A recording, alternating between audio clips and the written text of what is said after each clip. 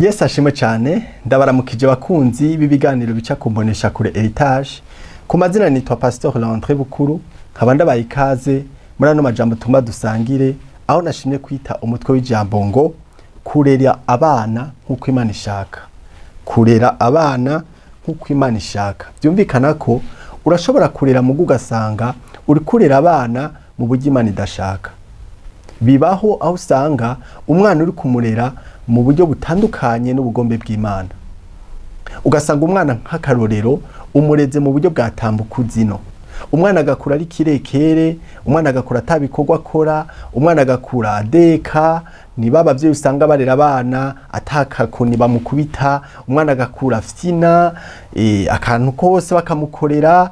Murabona umunsi haraje n'ababone aribo twita abayaya, ugasanga vyose umwana barabimukorera. Sindavyanse ari imyaka bisaba ko umwana bamukorera vyose, ariko iyo akuze ni vyiza ko umurera mu buryo bwaho nawe akora amaboko mu mpuzu agakora. Rero tugiye kurabira hamwe ingene umuntu ashobora kurera abana nkuko Imana ishaka. Bitandukanye na kwa kurera abana tambuka zino. Umwana ugasanga akantu kose ni mama, ntushaka kumigisha ubuzima, ntushaka kumurera mu buryo bwo kumuhana, ugasanga umwana utuntu twose baratumukorera. Ubwo sibwo buryo je nshaka ko tuganirako, shaka turabe ukuntu ijambo ry'Imana ridusaba ko dukwiye kurera abana. Mbega tuvuze kurera abana nkuko Imana ishaka tuba dushatse kuvuga iki? Icambere shaka kuvuga nuko abana dukwiye kumenya ko ari ingabire Imana itanga. Ibyo tubisanga mu gitabo ca Zaburi 127 umurongo wa 3 havuga ngo abana nibo ngabire uhoraho agaba, imbuto zo mu nda nizo mpera atanga. Nkuko imyampi yo mu ntoke z'umuhizi iri niko abana bo mu busore bamera. Aho ijambo ry'Imana ryisa abana ko ari ingabire Imana itanga. Muvyeyi uri kurankurikira waruzi ko abana ufise ari ingabire Imana yaguhaye. Haragera igihe umuvyeyi kubwo gutwagwa n'ishavu asigara abona ko abana yavyaye ari umutwaro, asigara abona ko abana yavyaye ari umusaraba Imana yamuremetse.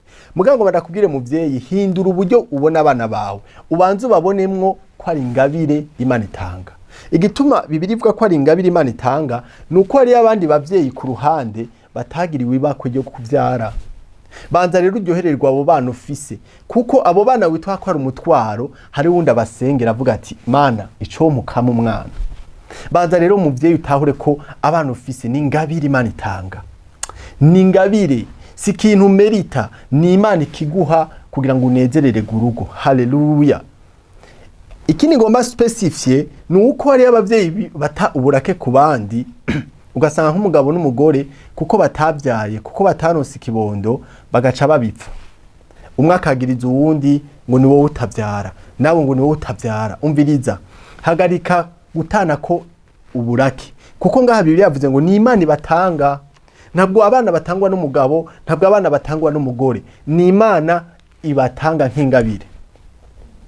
Rero uyu murongo urampezagira kenshi kuko ndiko ndabona ko abana ari ingabire. Icambere ntahura ko si ikintu mpabwa kubera ubushobozi bwanje, si ikintu mpabwa kubera nkomeye. Hari abagabo bavuga ati je niwe ko nkomeye kubera iki mbura abana. Urashobora kuba ukomeye, imbuto zawe zimeze neza, n'umugore akomeye mugabo mugasanga nta bana mufise. Nkuko mushobora kuba mufise imbuto ziri faible ntimuronka abana, ariko uko byoba biri kose mutahure ko Imana ari itanga uruvyaro. Imana ni itanga uruvyaro, kandi iyo utanze baba ari ingabire. Ikindi ntahura muri uwo murongo nuko abana atari umutwaro nkuko abavyeyi benshi bakunda kubita. Ngo umwana wanje vraiment ngo n'umutwaro, ngo iyo mfuma ndamubura, ngo iyo mfuma mba ntaravyaye, ngo umuntu ngo n'urumogi, ngo umuntu ngo yiba, ngo umuntu ngo bamba abantu mako kwishuri, ngo amakosa ari afise amakosa nk'ayingurube. Uko yoba yigenza kose umwana wawe nimba waramuvyaye, menya ko ari ingabire Imana yaguhaye. Ahubwo Satani niwe yononye iyo ngabire Imana yaguhaye, bica bituma ubona umwana wawe ko asigara umuntu wa rumogi, ubona umwana wawe ko asigara n'inzoga. Ivyo nyene ni Satani abikorera abana, mugabo Imana ubwayo itanga ingabire, itanga abana beza. Bibiliya ivuga ngo gutanga kose n'ingabire nziza yose iva kuri se w'imico myiza adashobora guhindagurika. Byumvikana ko Imana ikintu cyose itanga ni ciza. Abana Imana irinzi baguha, ibaguha ari beza. gusa iyo utabaye maso nk'umuvyeyi, iyo udateramye ngo ube maso, ubere maso abana bawe, satani ashobora kubonona ugasanga barangije ataco bimariye. Ari nayo mpamvu zino nyigisho zije kugira ngo zikangurire umuvyeyi uwo ari we wese kurera abana nkuko Imana ishaka. Kuko muri ibi bihe by'uburuhuko abana bahigira byinshi. Mu gihe abavyeyi baba bagiye gupagasa no kurondera ico rirenza, abana bo mu rugo ntibaba bicaye. Hari abaca baja mu bunwero, hari abaca baja kwiga itabi ngene borinwa, hari abaca baja mu bubare, hari abaca baja mu maboate, hari abaca baja hanze bakaja gusambana, hari abaca baja kuraba abashuga dadi n'abashuga mami. Ivyo rero gituma nk'abavyeyi mukwiye kuba maso. Ntimwijajare ngo muvuge muti ko nasize ratio, ndazi umwana wanje n'amahoro, ko namusigiye umuyaya, ndazi umwana wanje n'amahoro, ko namusigiye umukozi wo mu nzu, ndazi ntacaba. Umviriza muvyeyi, ushaka uba ufise umukozi wo mu nzu, urakeneye guteramira umwana wawe. Hari amakuru menshi tumaze kumva y'abana babaye viole n'abakozi bo mu nzu. Hari amakuru menshi tumaze kumva y'abakozi bo mu nzu bafata abana bakabaniga canke bakabahishano canke bakabugaranira mu mafrigo. Ivyo vyose rero iyo utabaye maso, satani arakoresha umwe mu bo mu rugo rwawe konona umwana wawe canke agaca kuri uwo mwana nyine akamwonona. Ari nayo mpamvu rero abana bacu canke abana banyu mukwiye kubasengera mukabatoza indero bakiri bato. Haleluya. Ndakunda umugabo yitwa Yobu. Yobu Bibiliya tubarira ko yamasa asengera abana biwe, yamatanga ibimazi kubw'abana biwe, akabasengera ngo kuko abana biwe barakunda guhura bakagira iminsi mikuru hagati yabo. Yobu rero akivuganya ati kumbura abana banje boba bakoze ibyaha, kumbura abana banje boba barogose ku Mana. Bigaca bituma rero abyuka kare mu gatondo agatanga ibimazi ubudasiba. Bibiliya ko Yobu yasengera abana biwe akabatangira ibimazi, umwe wese akamutangira ikimazi ubudasiba. Murabyumvaga abavyeyi? Umwana wawe ukwiye kumusengera ubudasiba, ugaterama kubwiwe, ugasenga kubwiwe, kuko satani ashobora kumwonona. Rero Yobu yarabera amaso abana biwe, yarabasengera. Buri gatondo yazinduka afata ibimazi agateramira abana biwe, akabatangira ibimazi, umwe wese akamusengera. Ibi rero ni inyifato nziza dukwiye kugira nk'abavyeyi yo guteramira ingo zacu, tugasengera abana bacu. Hari ibintu byinshi biko biripasa mwisi. Abana usanga bariko bariga ibintu by'ubusambanyi ku ma internet. Umwana ugasanga aracari muto atunze uru Android adakora, atunze uru iPhone muvyeyi wiwe atamuguriye, yakuye ku mushuga dadi. Ukabona umwana sigaye afise amafaranga yo gusororo ataye wigera umuha, nk'umuvyeyi ugasanga afise telefone kurusha agaciro, irusha agaciro iwawe. Wowe ugasanga uri umuvyeyi ukoresha iy'amatushi, umwana wawe ageze kuri iPhone 15 Pro Max, wamubaza akakubwira ngo ni kado bampaye. None gabavyeyi mumva vy'ukuri ari gihe cyo gusinzira. Iki gihe rero c'uburuhuko ni igihe cyo kuba maso, mugafatana n'umugabo mugasengera abana banyu, mukabatuma ko mukabigisha ijambo ry'Imana. Haleluya. Muti rero twobarera gute? Tworera gute abana bacu? Haleluya. Imbere ko ndabivuga reka dusome Abanyefeso 6:4. Havuga ngo namwe base ntimukaratse abana banyu, ariko mubarere mubahana mubahanura uko umwami wacu agomba. Ngo namwe base ntimukaratse abana banyu. Ngoma ndababwire bavyeyi, kurera abana si kubakankamira, kurera abana si kuratsa abana, si kubihita no kubatera ama stress. Hari abavyeyi bibaza ko kubwo gukara kwa cane bica bituma umwana b'intungane. Hari abavyeyi bibaza yuko kubwo gushinga amategeko aremereye, wa mwana kirazira 18 kuba warenze utari muhira nzocenda kugarana, wa mwana ja kuryama vyuka jishaka kwishuri ndakubujije kujana bajya bagenzi. Ukonya hari abavyeyi benshi baza ko ariko kurera. Muganga ndakubwire ngo ayo mategeko aragera igihe umwana ayarengako, kandi ukaze ugasanga umwana wawe enjour arakugira surprise yatwaye inda. Kibaza none ko je nari nkaze, uyu mwana iyo nda bayimutereye, bayimuhaye par bluetooth, bagize gute? Haleluya. Mugo ugasanga ayo mategeko, Bibiliya ivuga ngo amategeko atuma icyaha kigwira. Amategeko ntakuraho ntatuma umuntu agororoka, ahubwo amategeko atuma umuntu akora ibyaha. Amategeko rero ntimwibaze bavyeyi yuko kuyagwiza arivyo bituma abantu baba intungane. Nkunda kuvuga kino kintu nti iyo aba amategeko ari yatuma abantu bacika intungane, ubusho bwo kuzuyemwe abagororotsi. Mugabo muze murabe, hari umuntu bashobora gushira mu gasho bakamuha amategeko aremereye ko kizira gusohoka, akaguma yugaranye mu gasho, mugabo yasohoka gasho ugasanga ntigeze ahinduka. Rero bisigura ngo umwana sukumuha amategeko sivyo bituma acika intungane. Aha Bibiliya yavuze ngo namwe base ntimukaratse abana banyu. Hari ukuntu twakuze umenga abavyeyi n'ibikoko, ashitse mugaca mwiruka ngamwese mu byumba mukanyegera, uko siko kurera abana. Abana ngaha bavuze ngo ntimukabaratse, base ntimukabaratse, ngo ntimuratse abana banyu. Hama icakari yacavuga ngo ariko mubarere mubahana, mubahanura uko umwami wacu agomba. Haleluya. Rero ngoma ndababwire ibintu bine bishobora kubafasha nk'abavyeyi kurera abana banyu uko Imana ishaka. Icambere, mukwiye gutoza indero abana banyu kuva bakiri bato. Mukwiye gutoza indero abana banyu kuva bakiri bato. Imigani 22:6 bavuga ngo toza umwana indero akwiye kwamana, azorinda asaza atarayivamo.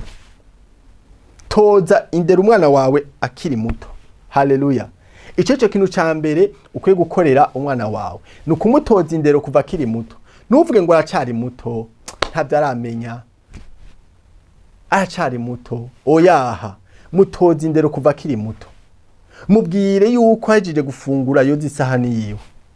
Mubwire yuko akwiye kwimesera utubutura twiwe. Mubwire yuko akwiye kwama akoropa icumba araramo. Mubwire yuko akwiye kwama yumvira abavyeyi. Mwigishe, mutoza indero kuva akiri muto. Ingorane yo twebwe uyu munsi, abavyeyi baguma bavuga ngo kura ngo uzoburabona.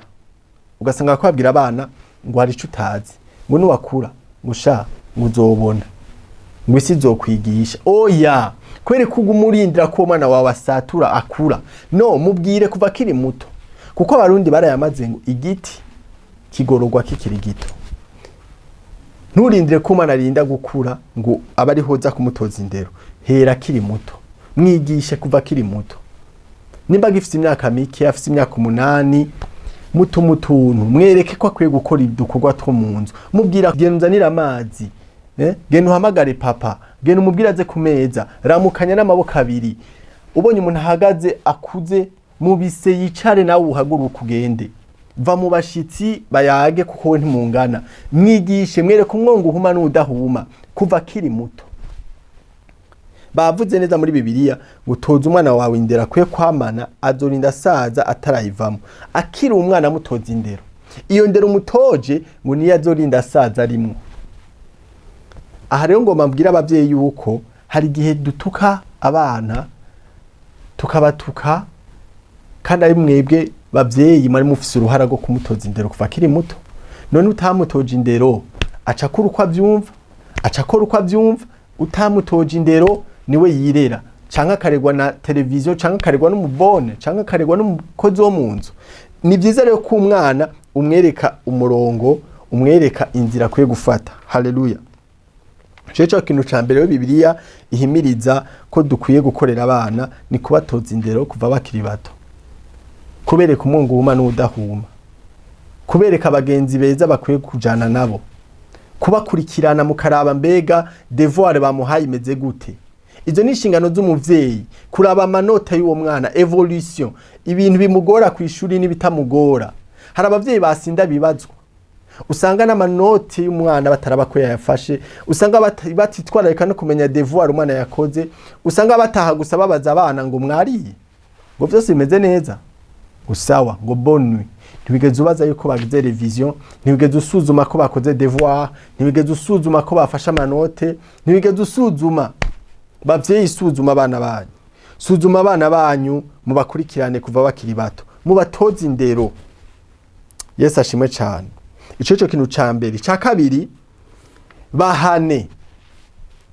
Bibiliya ntiyanka ko duhana abana. Mwabisomye no mu Banyefeso 6:4 ngo ariko mubarere mubahana.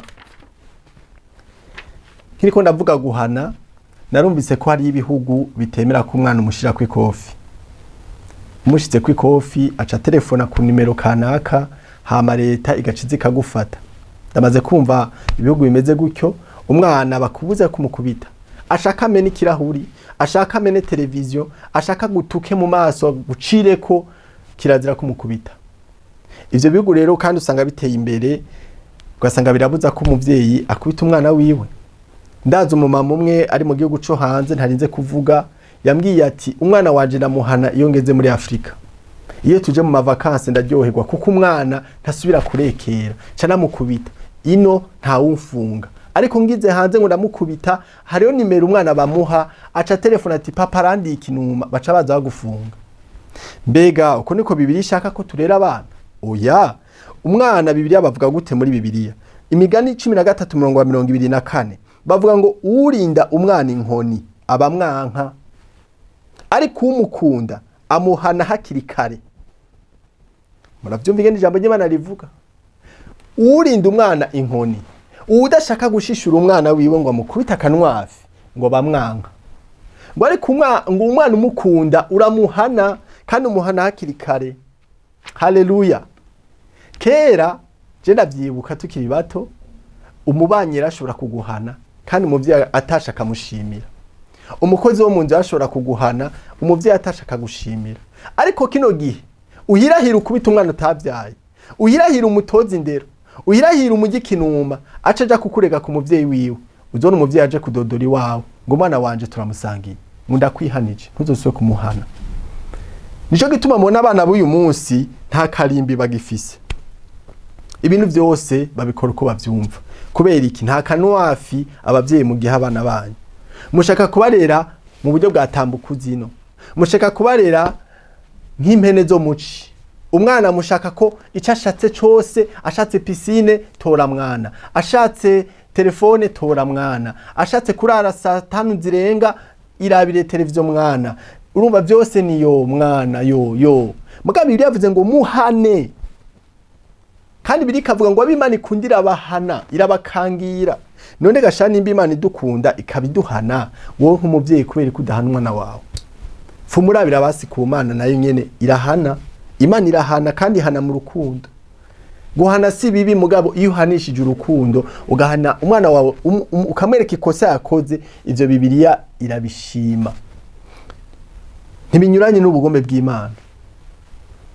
Igikangiro c'umuvyeyi ni ciza ku mwana, akanwafi k'umuvyeyi ni keza ku mwana. Bibiliya yavuze ngo icerekana ko umuvyeyi akunda umwana nuko amuhana hakiri kare. Ariko umwana suko abibona. Umwana wabona ati mama aranyanka, papa aranyanka, yama nkubita. Mugabo amaze gukura arashimira abavyeyi akabona ko vy'ukuri akanwafi bamukubisa akiri muto kamushize ku murongo, gatuma kura afise indero nico yubaha. Rero bavyeyi ntimugagarike guhana abana banyu. Biriko biratera bitituka, ibintu byo guhana abana ntibikiri fréquent. Abavyeyi ntibagikoze urutoki ku bana. Umwana bashaka gume yirera ameze gucyonye nyene yirebanga. Oya sivyo. Rondera kanwafi kagumize mu rugo, ameze nk'udeviya umugarure. Kujya kwinka, umwungeri aragiye inka, ntayikubita kubera yanka, ayikubita kugira ngo ayitoze umurongo. Haleluya. Muze muraba abantu ba mbere bakunda ibitungwa, abantu ba mbere bakunda inka nabungere. Umwungere mugana ubwo akunda inka ntibimubuza ko ayihana. Nawe muvyeyi urashaka kubukunda umwana wawe, cyane numvise ngo abavyeyi baze kuvyara umwana umwe, gusa ngo uwo mwana umwe vraiment ngo bamushushuta, bamukunda, bamufitinisha. Mugabo Bibiliya twarenga umubahane. Mugabo riki kintu cyo guhana ni guhana mu rukundo. Ntucushiramo inzigo.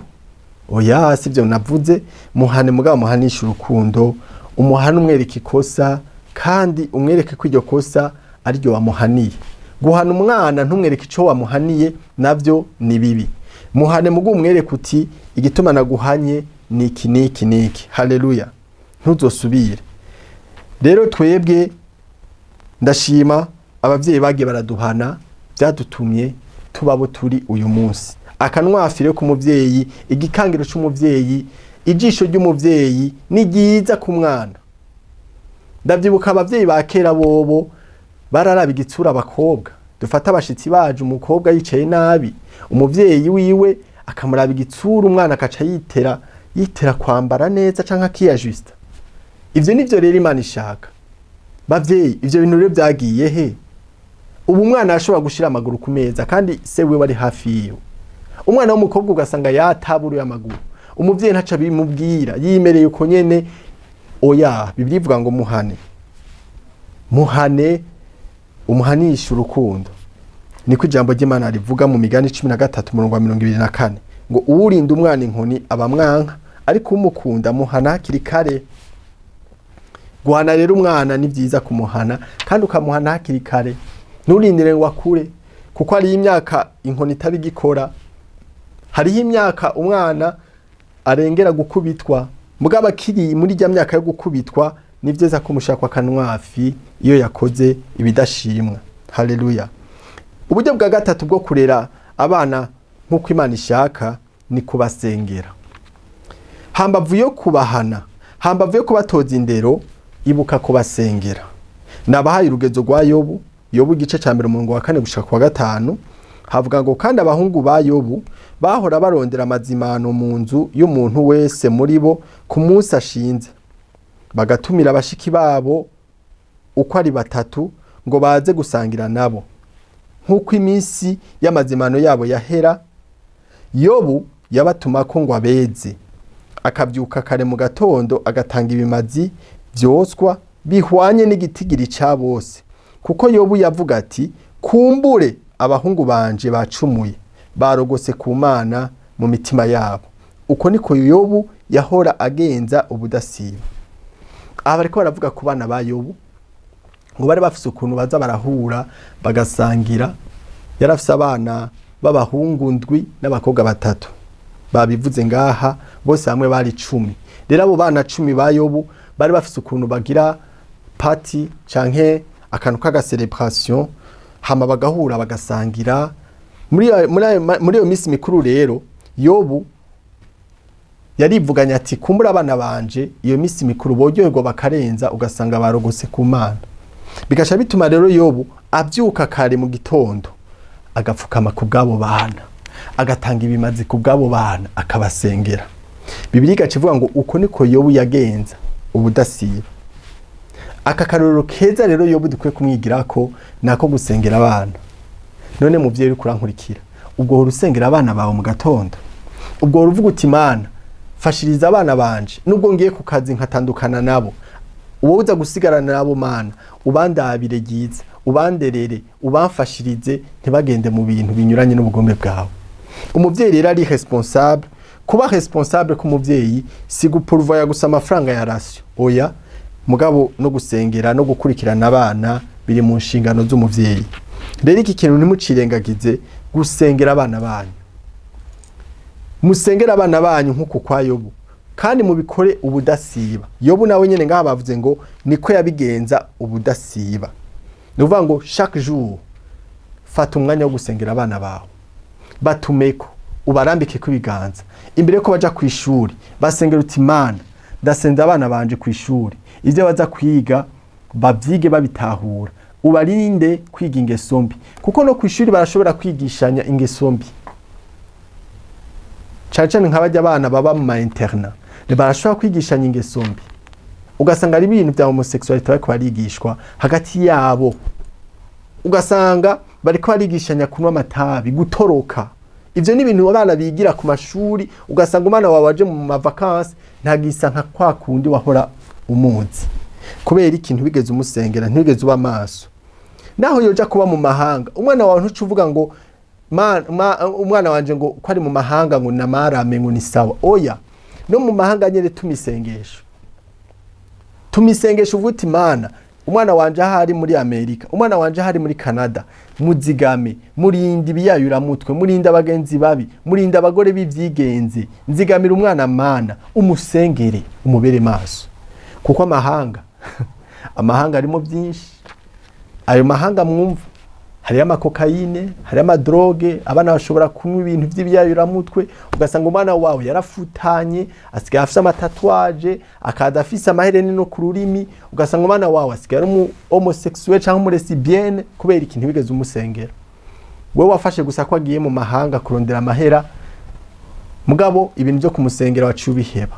Ahubwo rero agiye mu mahanga nico gihe cyo kumusengera, nico gihe cyo kuba maso ukamusengera nk'uko Yobu yasengera abana biwe, kuko Yobu yivuganya ati iyi misi mikuru abana banje ariko baragira byoshika bakarenza mu munezero wabo bakanwa n'ibiyayuramutwe. Mana, kubw'iyo mpamvu ndabasengeye ubarinde kukurogotako. Haleluya. Ndakunda rero Yobu yari umuntu vraiment responsable. Murumva ko abana biwe yabareresha kubasengera, yarabateramira, yarababera izamu. Ntiyavuga ngo abana banje abakozi barababona, oya, yarapfukama agasenga kubwabo. Nawe rero muvyeyi, sengera abana bawe, bari ku ishuri basengere, bagiye mu mahanga basengere, bagiye kubaka izabo basengere naho nyene. Yesu ashimwe cyane. Uburyo bwa kane bwo kurera abana nkuko Imana ishaka nukubanduza ukwizera kwawe. Kwanduza abana bawe ukwizera kwawe. Haleluya. Ukabandukiza ukwizera. Usomye muri Timoteyo wa 2 igice ca 1 umurongo wa 5 havuga ngo kuko nibutse ukwizera kutari ukubujyajya kuri muri wewe kwabanje kuba muri nyogokuru Lowisi no muri nyoko Eunike, kandi ndazi ntakekeranya yuko kuri muri wewe nawe.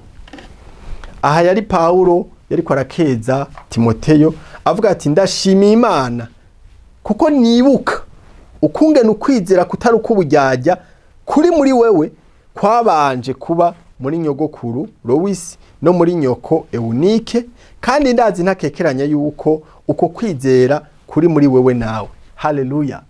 Murumva kuko kwizera kwabanje muri nyogokuru wa Timoteyo, hama kuramanuka kuza muri nyina wa Timoteyo, hama kuraza kuza no kuri Timoteyo. Nuvuga ngo bagiye barahererekanya ukwizera, bagiye baranduzanya ukwizera. Haleluya. Nico Bibiliya ikunda kuvuga ngo umunyangeso mbi yonona ingeso nziza. Nimba umunyangeso mbi yonona ingeso nziza, nuvuga ngo umunyangeso nziza nawe arashobora kukwanduza ingeso nziza. Umuntu w'ukwizera ashobora kukwanduza ukwizera. Ngo jana n'abanyabwenge nawe uzocika umunyabwenge. Umuryango wa Timoteyo rero wari umuryango w'abizera, bituma kuva kuri nyogokuru gushika kuri Timoteyo bose bagira ukwizera. Rero n'abana bawe, nimba uri umukristo, nimba uri umuvyeyi w'umukristo, gerageza wandukize umwana wawe ukwizera.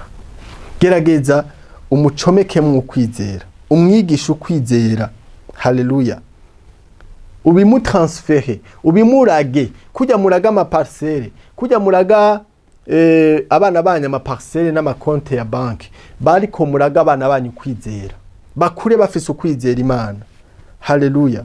Ndakunda rero nyogokuru wa Timoteyo yarafise ukwizera. Uko kwizera ntiyakwigumanye, yaragushize muri nyina wa Timoteyo.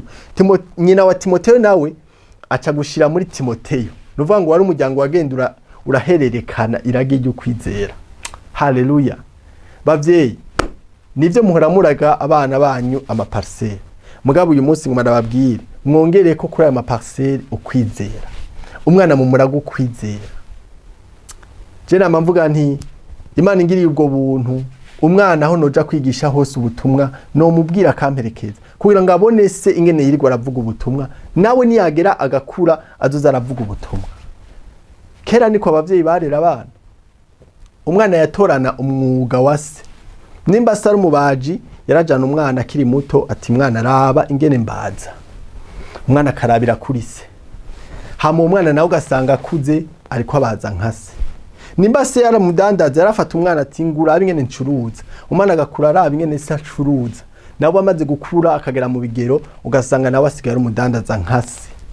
Nanje ndifuza nk'umuvuga butumwa ko umwana wanje aho nzoba ndiko ndigisha hose yo kwicara akaba mu bantu ndiko ndabwira ubutumwa. Nawe umunsi umwe uku kwizera mfise, uku kuntu nkorera Imana bikamwandukira nawe agasigara abikorera abandi. Haleluya. Yesu ashimwe cyane. Haragakuru numvise ngo umwana w'inkende ngo akura yurira ibiti. naribajije ako kantu ico kaba gasigura, sanga inkende urumva ko yaremewe kurira ibiti, urumva ikuribona nyina yurira ibiti, naye kavuga ati nanje nico naremewe. Nawe umuvyeyi bivanye n'akazi ukora, bivanye n'ico ukora, biraga umwana wawe. Nimbura umuvuga butumwa, mwereke nyene uvuga ubutumwa, mujana aho uri kuravuga ubutumwa, nawe nyene abibone. Amaze gukura mubwira asengesha abantu, mwigishe abikuboneko. Haleluya. Kuma Yesu avuga ngo uco mbonye data akora nanje nico nkora. N'uwo mwana rero gerageza ibyo akubonyeko nawe bari byakora. Ikibazo dufise uyu munsi, aba bavyeyi bari bakwiye kutwereka akarorero keza. Niba usanga baza bakubwira ngo mwana gugena udomekera ishaka tabi. Tamaze kubona imiryango nk'iyo, usanga umuvyeyi yakubita agatabi, hageze ko akadomeka agahamagara umwana w'imfura ati mwana gena udomekera itabi. Umwana agaca agenda kumurira akadomeka, agaca kwega. Mwibaza ko ngahari kwa muragiki, wibaza ko ari kwa mwanduzike, ariko mwanduza ingeso yo kunywa itabi. Ariko rero ico nikushaka kubabwira n'igiki, bavyeyi andukiza abana banyu kwizera. Nimba uri umusenzi, fata abana bawe bazana ubigishe gusenga. Nimba uvuga ubutumwa, fata abana bawe bigishe nyene bavuga ubutumwa. Ivyo rero niyakura azorinda asaza atabivuyemo. Ivyo ukora nawe azogera igihe avyigane. Haleluya. Abikorera abandi. Icanyuma ca gatanu ni kubahanura. Abana ni vyiza ko tubahanura. Iki kintu kirabuze mu miryango myinshi. Umukobwa arashobora kurinda aja mu rugo, nyina atigeze aronka akaryo na gato ko kumuyagira ibijanye n'urugo. Kera abakobwa begereje imyaka yo kuja kugira ubugeni, abavyeyi barabamagara bakabacira umugani. Kabwira ati mukobwa mu rugo bimeze uku, wifata uku. Mugabo uyu munsi bavyigishwa n'abapare n'abamarene. None abavyeyi murihe, ba mama murihe, ganiriza abakobwa banyu, babwire. Ntimuvuge ngo ibi bintu biri tabu. Urabona mu Burundi twafise ibintu tuvuga ngo biri tabu, ibintu bijanye n'imibonano mpuzabitsina, abavyeyi babifashe ko ari ibintu by'ibizira. Mugabo uko nyene mwanka kubibwira abana banyu ngo mubibiganire, bobo barafise amasite babirabako, barafise ama YouTube, barafise bari connecté. None gasha mushaka bigishwe nayo ma YouTube, mushaka bavyigire ku bantu babigisha bitari ivyo. Mwebwe bavyeyi rero nishingano zanyu zo kwigisha abana banyu ibijanye n'ingene bo kwifata mu rugo. Ivyo rero ni impanuro abavyeyi mukwiye guha abana banyu, ni bimwe mu mpanuro mukwiye kubatekerera. Kugira nibaja mu rugo ntibaze bagenda nk'abari mu ishamba batazi. Kuko nguja mu ishamba utazi ugaca inkoni utazi. Usomye mu gitabo ca Rusi igice ca 2 umurongo wa 19 baratubwira ukungene Rusi igihe yava kugenya mu ishamba rya Bowazi, kubera yararezwe na belle-mère wiwe, yararezwe na belle-mère wiwe yitwa Naomi. Uwo Naomi umunsi umwe abona Rusi atasha afise umuganda w'ibintu avuye gusoroma. Muri Rusi igice ca 2 umurongo wa 19 acamubaza, Bibiri ivuga ngo inabukwe aramubaza ati wahumvye he, wahumvye kwande uyu munsi, wakoze he? Murumva bino bibazo ni ibibazo abavyeyi batinye uyu munsi kubaza abana. Inabukwe wewe yari nk'umuvyeyi, yari ko presentation y'abavyeyi, yabonye umukobwa areze atasha afise umuganda, aravuga ati ibi bintu wowe wabikuye he, uvuye he, wakoreye nde uyu munsi? Mugabo uyu munsi kibabaje, umwana arashobora gutaha afise amafaranga, umuvyeyi ntamubaze yakuye. Umwana arashobora gutaha afise iPhone, umuvyeyi ntamubaze ati wayikuye. Umwana arashobora kwambara impuzu nshasha, umuvyeyi akayibona ko ari nshasha, muga ntamubaze. Ariko inabukwe wa Rusi yaramubajije ati wahumvye kwande uyu munsi, wakoze hehe? Justifia ivyo bintu uzanye ubikuye he? Imbere yuko ubizana ngaha muri uru rugo ngo vyinjire ngaha, banza umbwire wabikuye, wakoreye. Yashaka kwihasura. Eske Rusi ntiyabikuye mu busambanyi? Eske Rusi ntiyahuye n'umushuga daddy? urumva ko inabukwe rero yari maso. Hanyuma rero mubandanije ngaha ku murongo 21 muri gitabo ca Rusi igice ca 2 acavuga ngo Rusi wa munyamowabukazi aramubarira ati mvuye guhumba mu murima wa Bowazi, mbere yambwiye ati wamugumana n'abahungu biwanje gushitsaho bazohereza kugenya iwanje hose. Urumva Bowazi yari wenye n'umurima hamwe Rusi yavana ibyo avuye gusoroma. Rero Rusi yavuye aryohewe ku buryo Bowazi amubwira tumviriza uhereye umunsi uze wamugumana n'abahungu biwanje. Reka rero muce muraba ku murongo wa 22 impanuro Naomi yaciye amuha. Naomi aramubarira ati Rusi mukobwa wanje, ni byiza kujana n'abigeme bamukorera boye kugusanga mu murima w'uwundi. Bowazi yabwiye Rusi ati duragumana n'abahungu banje barima babakozi. Mugabo inabukora aramubwira ati Jesse nkubarenga ugumane n'abahungu ahubwo jana n'abigeme bakorana nawe. Mwene majambo va mu bahungu. Uri umukobwa umwe ugomba kugumana n'abahungu bariko barakora mu murima bazova gufata ku nguvu. Rero vana nabo bahungu ugumane n'abakobwa bamukorera. Murumva izo mpanuro. Uyu inabukwe wa Rusi yamuhanuye neza, aramubwira ati nubwo Bowazi yagwaye uburenganzira bwo kuza guhumba mu murima wiwe akakubwira ko ukwiye kugumana n'abahungu bamukorera, jewe kubera nzi ko uri umukobwa kandi nkeneye kukurinda no kukuzigama, va muri abo bahungu ntibagusange mu murima w'abarundi, ugumane n'abigeme nkawe. Haleluya. Va muri yo kompanyi y'abo bahungu, haraho bo gufatira mu murima bakagusambanirizayo, va muri bo. Muramaze ko n'abakobwa bakunda kugenda mu gikundi c'abahungu nka 10. Uri umukobwa umwe mu bahungu 10, wowe numva kuri expose. Uri kuri expose au danger. Uri umuhungu umwe uri mu irigara ry'abahungu 10, uri umukobwa umwe uri mu irigara ry'abahungu 10. Gutuba umukobwa umwe mu irigara ry'abahungu 10, wibaza ko bizokwijana, hazogera igihe bakwifuze usanga bagufashe ku nguvu. Rero inabukwe yaramubereye maso aramubwira ati Rusi we hari ibyo utaramenya, uracari muto, je no guhanura ko abo bahungu bamurimira ubavamwo ukazurajana n'abakobwa bamukorera. Kandi zimpanura yamutekereye, ndashima ko Rusi yazumviye, bica bituma arangiza neza agira ubugeni na Bowazi nyene umurima. Haleluya. Rero ibi ni ibintu bitanu byo gufasha nk'umuvyeyi kurera umwana wawe nkuko Imana ishaka. Icambere ni kumutoza indero nziza kuva kiri muto. Icakabiri ni kumuhana, kuko Bibiliya yavuze ngo urinda umwana inkoni abamwanka ariko umukunda amuhana hakiri kare.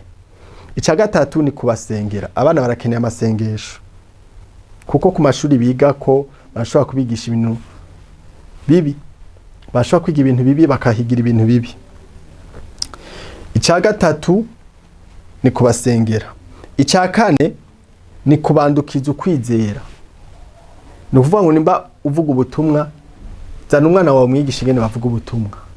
Nimba usenga, igisha umwana wawe ngene akwiye gusenga, abikwigire ku bimwanduze.